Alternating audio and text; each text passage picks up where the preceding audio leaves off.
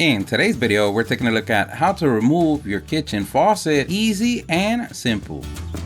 This is so easy, anyone could do. Everything that we use on the video, we're gonna leave a link on the description. Don't forget to like the video and subscribe. That does help us out a lot. Thank you. So you woke up today and feel like removing things, giving no water access in the kitchen to other family members, friends, or guests will regain you a seat at the throne in no time. Don't worry, here at the StatUpBox team, no matter the outcome, we have your back. If you want to check out our faucet replacement video, we're gonna leave a link on the description. The first thing that you want to do is verify that you have the correct faucet. The last thing you want is to fix the neighbor's one or replace the bathroom one. If you want to check out how to replace a bathroom faucet, we also have a video on that. We'll leave a link on the description. Now that we have the logistics out the way, we're ready to bend our bodies in ways it never has. We're gonna go under the sink and make sure that we shut off the valves that provide cold and hot water to the faucet. A pro tip, always having rags and a bucket is a good idea, because the last thing you want is to go from a faucet removal to a water park attraction and then getting a year banned on the throne in your own home. And now we unpretzel our body and go back to the light and verify that there's no water in the faucet. We go back to our pretzel position and make sure that we place the bucket under the shut off valves. And we do this because we're gonna go ahead and remove the lines that connect to it. And what we're gonna do is using either some pliers or a wrench is loosen the nut that holds the tubing in place. And remember the ancient rule of lefty loosey, righty tighty. And in this case, it doesn't matter if you do the hot line first or the cold. At the end, both victims are gonna see the same fate. Now that you graduated from line removing school, you're ready to show the world that your body could be bent to positions it never has seen. We're gonna follow the tubing that we just disconnected to the top, and we're gonna see that they end in a nut-like connector to the faucet. We're basically going to use the same technique of lefty loosey, righty tighty. In some cases, you can use your beautiful strong hand to remove them. If they're stuck in there, you can use some pliers or a plumber's tool to loosen. A pro tip, having a flashlight in the dark areas of your home will help you guide you to an easier removal, and the order that you choose to remove them is up to you. Remember, you are the king, queen, both or none of your castle. In our case, we have a under the sink filter connected, which is the white connector. We're also going to remove that next. If you want to check out that video on how to install a under the sink water filter, we'll leave a link on the description. Now that we have connected both water lines, we're ready for the next step. Now you're going to notice a bigger ring